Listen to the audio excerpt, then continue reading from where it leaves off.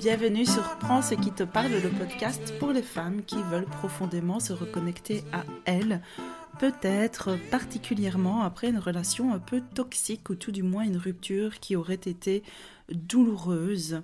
Dans l'épisode du jour, je vais vous parler de la lune. En quoi la lune est l'alliée des femmes, en quoi faire des rituels de lune ou des pratiques de yoga un peu connectées à la lune, en quoi ça peut nous aider dans ce chemin de reconstruction, de retour à soi, peut-être même ce chemin de guérison de notre cœur. C'est de ça que je vais vous parler dans cet épisode-ci.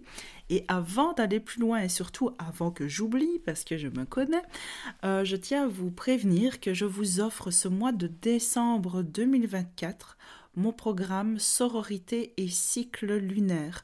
Alors justement, c'est 4 séances de yoga et rituels de lune que vous allez recevoir tout au long de ce mois de décembre. Vous pouvez vous inscrire, le lien est en description de cet épisode et il n'y a pas de souci si vous arrivez un peu tard, parce que la nouvelle lune c'était le 1er décembre, mais il n'y a vraiment aucun souci de refaire les pratiques dans l'ordre, même si vous les faites en dehors de la nouvelle lune, etc. De toute façon, je vais tout vous expliquer dans cet épisode-ci.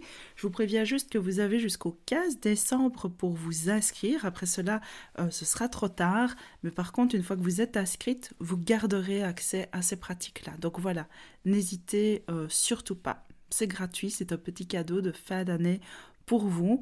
Et je vous rassure, après le 15 décembre, il y aura d'autres cadeaux que je prévois vraiment pour vous. Alors, en quoi la lune peut nous aider? Avant même d'aller plus loin, je vais rectifier un tout petit peu mon introduction et cette question que je vous pose. Parce qu'en réalité, moi j'aime bien dire que les réponses sont à l'intérieur de nous. Et j'ai pas envie à travers cet épisode de vous dire que la responsabilité incombe à la lune. Vous voyez ce que je veux dire? Dans mon approche de yoga, de développement personnel, mon sujet à moi, c'est vraiment de vous accompagner à vous reconnecter pleinement à vous, à votre intériorité, pour trouver ou retrouver vos propres réponses à l'intérieur de vous.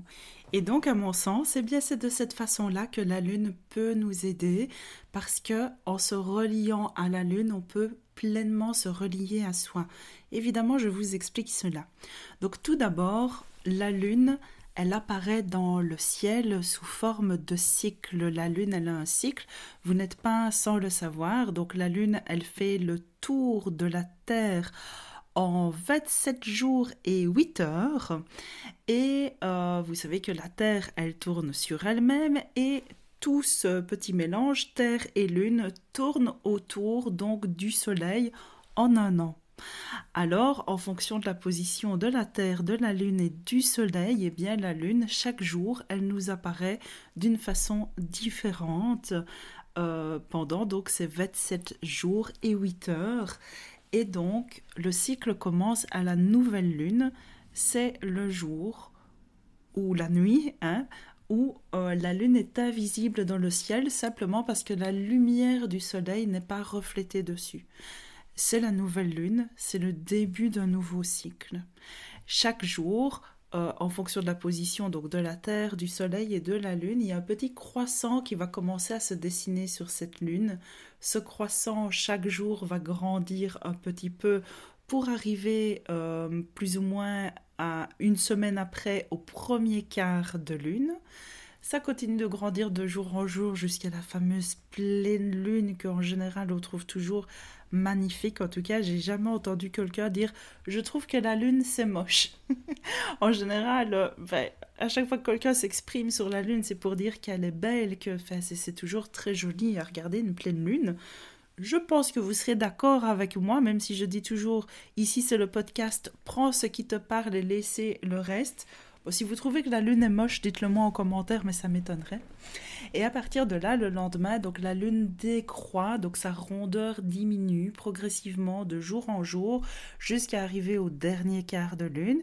Et de nouveau, ça décroît, jusqu'à ce qu'il y ait un petit croissant dans l'autre sens qu'au départ. Et le lendemain, à nouveau, c'est la prochaine nouvelle lune. Alors vous allez peut-être me dire merci beaucoup Amanda pour ce rappel, mais tu sais, moi aussi j'ai regardé C'est pas sorcier quand j'étais petite avec Jamie et son camion magique. Mais en fait, en quoi ça nous aide de savoir ça en tant que femmes qui avons besoin, voilà, de renouer à nous, à notre intériorité?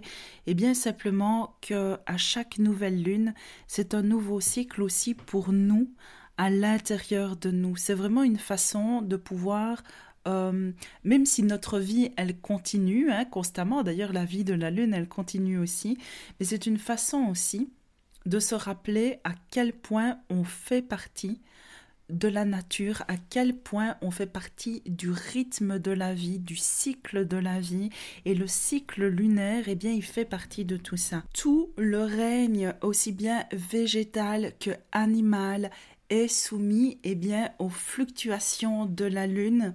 Vous connaissez très certainement l'influence de la Lune sur l'eau, sur les marées hautes, les marées basses, etc. Et nous, en tant qu'être humain, déjà, on est composé à au moins 60% d'eau. Et puis, on se rend compte aussi, ben, par exemple, dans le monde végétal, qu'à la pleine lune, eh ben, il y a la sève qui monte, qu'il y a beaucoup plus de propriétés médicinales, par exemple, qui sont chargées dans les fleurs. Il y a des personnes qui parlent de ça, par exemple. Et donc, vous pouvez imaginer ben, que nous aussi, on est soumis au rythme de la lune, en fait, à son influence. Et se rappeler de ça, ben pour moi, c'est déjà une première étape vers le fait ben, d'accepter d'être soi, d'accepter d'être cyclique comme la Lune. Et là, donc, j'en viens déjà au rapport entre la Lune et la féminité. Le rapport entre la Lune et puis ben, nous, les femmes, quand je vous parle comme ça d'un cycle de 27 jours et 8 heures, ben, ça fait très fortement penser à quoi? Eh bien, à notre cycle féminin également. Et ne quittez pas l'épisode si jamais vous êtes ménopausée parce que ça continue clairement de vous concerner, ça continuera toujours de nous concerner. Alors évidemment, tout le monde est soumis aux effets de la Lune, mais nous les femmes, on a vraiment ce rapport très intime avec la Lune et depuis la nuit des temps, les femmes se relient à la Lune et font vraiment le lien et le parallèle entre leur cycle féminin et le cycle de la Lune. Alors ici, je vais vous toucher quelques mots justement de ce rapport entre la Lune et notre cycle féminin. Et puis, je vous raconterai comment faire, par exemple, un rituel de Lune. Alors, il y a un livre qui est vraiment génial, je vous le recommande si vous ne l'avez pas encore lu. C'est le livre de Miranda Gray qui s'appelle Lune ronge, les forces du cycle féminin. En fait, dans ce livre, je ne vais pas tout vous raconter parce que c'est un livre que je trouve vraiment très très intéressant. Il mériterait que je fasse un épisode rien que sur lui, mais pour ça, il faudrait que je le relise tout d'abord pour me le remettre bien frais en tête. Mais en gros, cette dame, Miranda Gray, elle nous explique les correspondances en fait entre les phases de la Lune et les phases de notre cycle menstruel. Alors, je vous explique. Si on considère que la nouvelle lune, évidemment, c'est le début d'un cycle. C'est le moment où la lune, elle a un pouvoir d'attraction, on va dire, le moins fort, en tout cas sur l'eau, sur les végétaux, puisqu'elle est invisible dans le ciel. C'est donc une phase de renouveau, c'est une phase de recommencement. Et eh bien, cette nouvelle lune, dans notre cycle féminin, elle peut être associée à la période de règles, à la période de menstruation, qui est aussi une phase où on lâche, qui est une phase où on... C'est une phase aussi de renouveau, une phase où l'énergie est peut-être un peu au plus bas à l'intérieur de nous. Alors, on n'est pas toutes forcément réglées à la nouvelle lune, je vous expliquerai après. Et elle appelle cette phase la phase de la sorcière parce que c'est une phase où justement comme nous on est en train de lâcher et que la lune aussi est sombre, hein, si vous imaginez la nuit est très sombre, c'est une phase qui est tournée vers beaucoup d'introspection et c'est une phase pendant laquelle on peut être aussi vraiment beaucoup plus intuitive comme une sorcière, hein, entre guillemets, une phase pendant laquelle on peut voir un petit peu nos dons, notre pouvoir se décupler dans le sens où on est vraiment relié à soi, on est vraiment dans notre intériorité, parce que vous savez, la période de règles, c'est une période où normalement on est censé se reposer. Alors à l'heure actuelle, dans nos sociétés modernes, hein, vous savez bien, j'aime bien taper sur la société moderne, mais voilà, on a appris à travailler coûte que coûte tout le temps, même avec des enfants, même avec... enfin voilà, on ne s'arrête jamais, notre 38 heures, il devient des 72 heures, et avec toute la charge et la responsabilité qu'on porte sur nos épaules, ben en fait on ne s'arrête plus même quand on a nos règles et même quand c'est la nouvelle lune. Mais cette phase-là, c'est censé être une phase où on rentre un petit peu dans notre petit cocon, et c'est pour ça aussi que ça s'appelle la phase de la sorcière. Alors si on voulait associer cette phase-là de la lune et de notre cycle féminin à une saison, eh bien ce serait l'hiver. Vous voyez, c'est vraiment la phase de repos, la phase où on est à l'intérieur. Ensuite, la lune grandit dans le ciel pour aller vers son premier quart de lune. Donc l'énergie commence à monter, la lumière commence à monter, et nous, dans notre cycle, si on compare ça à nous, eh bien c'est le moment aussi où notre odomètre commence à se former, et elle appelle ça la phase de la Vierge, dans le sens où nous aussi, notre énergie, pendant cette phase où la lune est en train de monter et de prendre en lumière, et où nous, finalement, tout est en train de se former à l'intérieur de nous, dans notre utérus, eh bien c'est une phase où on retrouve de l'énergie, et alors elle dit l'énergie de la Vierge, dans le sens où c'est une énergie un petit peu joviale, c'est une énergie un peu créative, c'est une énergie où on va avoir beaucoup de fun, on peut retrouver vraiment de l'énergie. C'est vraiment la phase juste après le renouveau, vous voyez. Donc juste après la nouvelle lune, c'est en train de monter, et donc elle appelle ça la phase de la Vierge. Et si on pouvait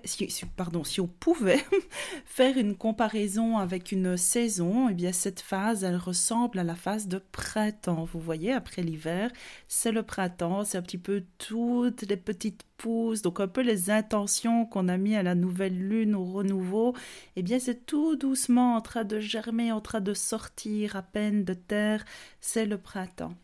Et donc la lune continue de monter. Elle arrive en pleine lune. Là, c'est le moment où l'énergie est à son paroxysme. La lune est la plus brillante, elle est la plus ronde. C'est là qu'elle éclaire le plus. Il y a beaucoup de personnes qui témoignent à la pleine lune de ne pas savoir dormir, etc. On a déjà entendu des histoires autour de la pleine lune, et certainement que vous avez déjà ressenti des choses à la pleine lune. J'ai rarement rencontré des personnes qui me disent l'inverse, en tout cas. Nous, dans notre corps, ça correspond à la phase d'ovulation. Donc c'est vraiment aussi le moment de notre cycle où en général on a le plus d'énergie, c'est aussi le moment en général où on a le plus de libido, hein. C'est logique puisque c'est associé à ça. Et si on pouvait donner une saison à cette phase, ce serait forcément l'été. Vous voyez, c'est le moment de la récolte, c'est le moment où tout est en floraison, c'est le moment où l'énergie est vraiment à son comble. Et puis, évidemment, la lune va commencer à décroître tout doucement pour arriver vers son dernier quart de lune. Et nous, tout doucement aussi, tout se prépare pour à nouveau aller vers la période de menstruation. Toutes nos hormones aussi, vous voyez, descendent, se modifient à l'intérieur de nous. Et donc, elle appelle ça, Miranda Gray, la phase de l'enchanteresse. C'est vraiment la phase juste avant la phase donc, de la sorcière. Et c'est une phase aussi où notre intuition commence à nouveau à se décupler. C'est vraiment, vous voyez, la lune à nouveau, elle redescend dans le ciel, toute la lumière tout doucement redescend et l'obscurité redevient égale par rapport à la lumière. Et à l'intérieur de nous, c'est un petit peu sous forme d'énergie ce qui se passe aussi. Et donc, c'est une phase pendant laquelle, si on s'y connecte vraiment, qu'on peut être à l'écoute de nous, de ce qui se passe en nous, dans notre corps à ce moment-là, ben, c'est un moment où on peut être vraiment plus intuitif, où on peut faire des rêves dans lesquels on reçoit des réponses simplement parce qu'on va être à l'écoute de tous les petits messages subliminaux qu'on reçoit à longueur de journée. Et donc, voilà. Et alors, évidemment, cette période-là, si elle avait une saison, ce serait l'automne. Alors, si on prend ces saisons-là et qu'on les compare aux phases de la vie, eh bien, la phase de la Vierge du premier quart de lune, évidemment, c'est la puberté. La phase de la pleine lune, ben, c'est la phase et de l'ovulation, c'est la phase de l'âge adulte, la phase voilà, où on est un petit peu, je vais dire, au cœur de notre vie. Et puis alors après, la phase de l'enchanteresse, ben, c'est un peu la préménopause. Et puis la phase de la sorcière, de la nouvelle lune, ben, c'est un peu la phase de la ménopause. Et là, elle appelle Miranda Gray, dans son livre, elle parle de cette étape de la femme sage, en fait, vous voyez. Donc même si vous êtes ménopausé, eh ben, vous restez complètement connecté à la lune et connaître tout ça, c'est une façon de se connaître soi, de se comprendre et aussi de se respecter en fonction de où on en est dans sa vie. Moi, je trouve ça vraiment magnifique, je trouve ça très beau et c'est quelque chose qui m'a beaucoup aidé à me reconnecter à moi, à accepter en fait cette cyclicité à l'intérieur de moi, je ne sais pas si ça se dit, mais à accepter en tout cas eh bien, le côté cyclique parce que je tape encore un petit peu sur la société, la modernité, qui aime bien faire en sorte qu'on soit toutes les mêmes et qu'on rentre bien dans des cases, dans des moules, et un petit peu ce truc où on aime bien avoir toujours les mêmes émotions et être toujours que en forme, que de bonne humeur, que au top de notre niveau. Mais en fait, non, c'est impossible parce qu'on est comme la lune. Parfois, on est en nouvelle lune, parfois, on est en premier quart, parfois, on est en pleine lune, et puis parfois, on est en dernier quart. Et voilà, et on a des cycles tous les mois, on a des cycles dans notre vie, et c'est important eh bien, de respecter ça. Alors maintenant que je vous ai parlé de ça, comment on fait un rituel de lune concrètement? Comment on commence à se relier à ça? Alors, moi, je vous invite à commencer évidemment avec la nouvelle lune, parce que ça va être le début, c'est le renouveau. L'idée, c'est simplement déjà de prendre un moment pour soi, seul, isolé dans le sens qu'on ne vienne surtout pas vous déranger pendant votre petit rituel, parce que ça va être un moment pour vous. Évidemment, il y a plein de façons de faire.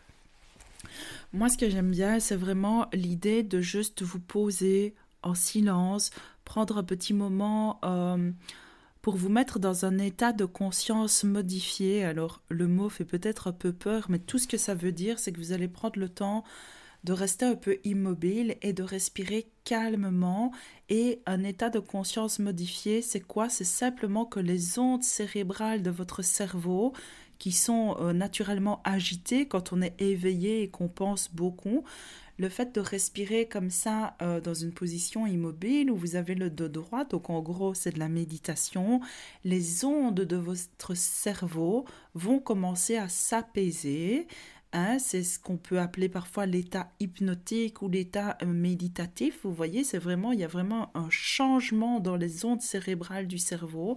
Et ça permet quoi? Ben, simplement d'être beaucoup plus réceptive, d'être dans une qualité d'écoute de soi beaucoup plus réceptive, d'être dans une forme d'ancrage dans lequel vous n'allez pas être, en tout cas vous allez être moins parasité par tous les petits blabla qui tournent en boucle dans la tête.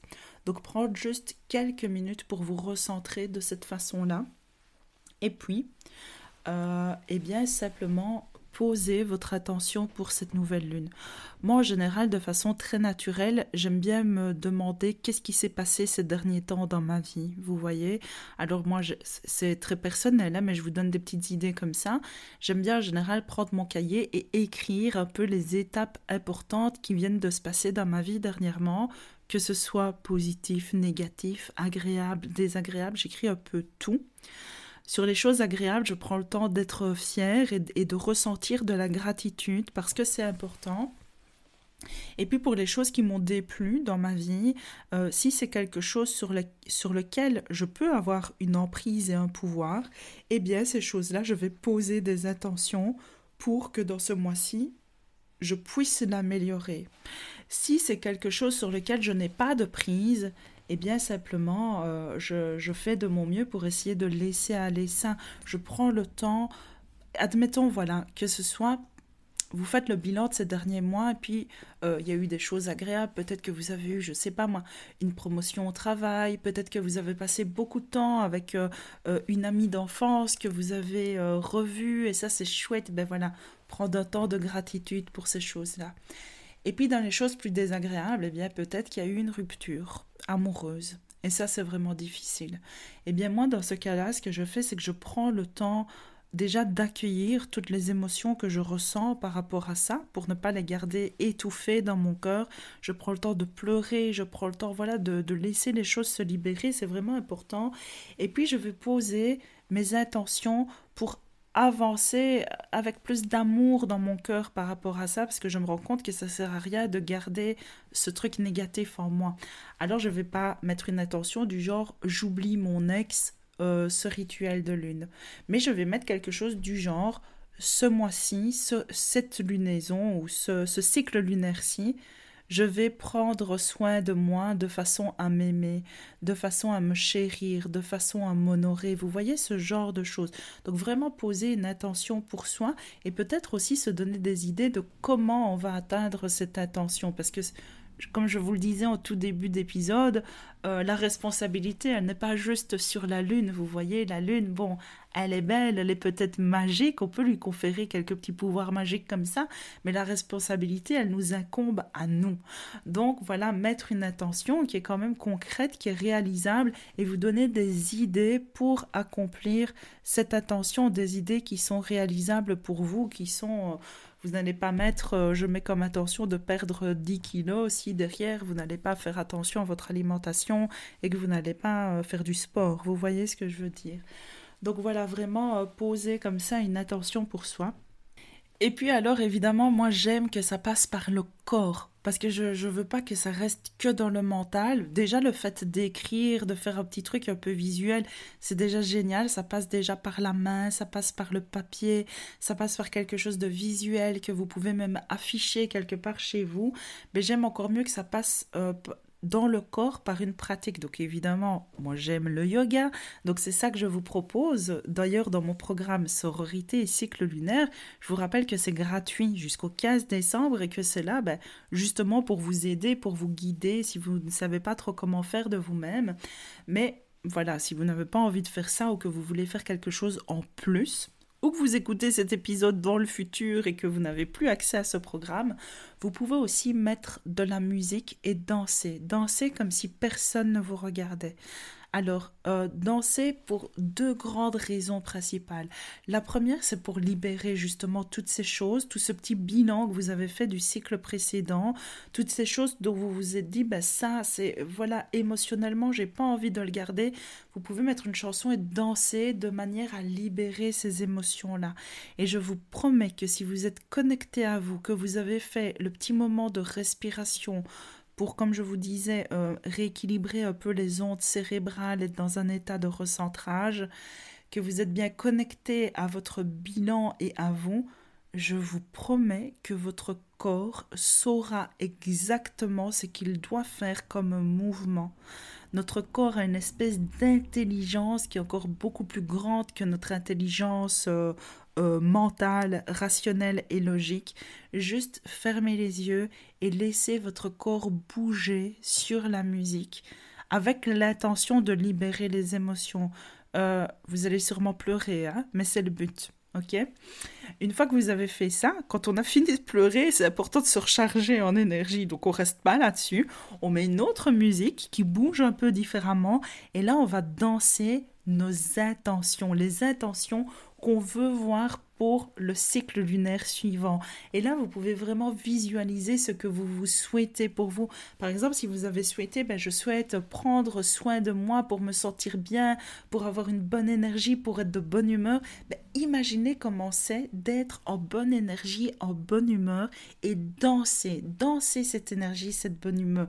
Et je vous promets qu'après, vous allez avoir envie de rigoler ou peut-être encore de pleurer, mais cette fois-ci de pleurer d'émotion tellement que ce sera agréable. Voilà. Alors après, évidemment, vous pouvez continuer à suivre ce cycle lunaire. Donc, moi, je trouve que le plus important, c'est la nouvelle lune, de poser son intention. Et puis, vous pouvez, par exemple, aux 4 grandes phases, refaire un petit bilan. Au premier quart de lune, se demander, tiens, où j'en suis avec mon intention de départ et qu'est-ce que je peux continuer à mettre en place puisque je suis dans l'énergie qui monte, vous voyez. Donc c'est encore le moment de faire preuve de créativité et de mettre en place un petit quelque chose pour nourrir mon intention. Quand ça va être la pleine lune, à nouveau, vous vous posez avec vous-même et vous prenez surtout le temps de la gratitude. Vous prenez le temps, c'est le moment de récolte, donc vous prenez le temps de faire le bilan de tout ce qui s'est déjà passé, vous voyez. Et c'est déjà un pré-bilan de se dire, ok, les choses qui ont été un peu moins bien, je vais tout doucement commencer à me détacher de ça. Et au dernier quart de lune, c'est vraiment un petit rituel un peu pour lâcher prise parce que l'énergie, elle descend. On va redescendre vers la dernière phase qui nous amènera au cycle suivant. Et donc là, c'est plutôt le moment de faire un rituel pour lâcher prise, pour laisser aller, pour simplement se détendre. Et il y a plus d'attention à faire. C'est le moment où ça y est, on a fait de notre mieux et on commence un peu à se reposer parce qu'on en a le droit, en fait, simplement. Voilà les filles. J'espère tellement que cet épisode vous a plu. Je ne sais pas si vous étiez déjà un petit peu dans cette façon de faire. Alors, je sais qu'il y a aussi des personnes qui parlent des signes astrologiques par rapport à la lune et tout ça. Moi, je ne fais jamais ça parce que je ne ressens pas le besoin et je préfère simplement suivre l'idée d'un cycle et de me connecter à moi, à mon cycle. Je trouve que c'est déjà pas mal comme ça. Voilà, donc je vous rappelle simplement les filles que si vous avez envie de suivre sororité et cycle lunaire, vous recevrez les 4 pratiques d'1 heure, donc qui mélangent un peu yoga et rituel de lune. Je vous rappelle un peu toutes ces petites choses-là aussi dans chaque petite séance. C'est gratuit, c'est en description de cet épisode. Et alors la semaine prochaine, du coup, je vous ferai un épisode sur le yoga et la lune, parce que oui, dans le yoga, on parle parfois de la lune, il y a un mantra de la lune, il y a des méditations sur la lune, et j'ai vraiment envie de vous parler de ça, et comme je voulais m'arrêter à 20 minutes, mais que je suis encore une fois à 27 minutes, je vous ferai ça dans un autre épisode la semaine prochaine. Et voilà, l'épisode du jour est terminé. S'il t'a plu, n'hésite pas à t'abonner, à liker, mettre des étoiles, un petit commentaire et à partager avec une personne à qui ça ferait du bien. Tu sais, ces petites actions permettent de mieux faire connaître ce podcast et ça me fait très chaud au cœur. Alors je te dis déjà merci, à la semaine prochaine et d'ici là, on se retrouve sur Instagram. Bisous!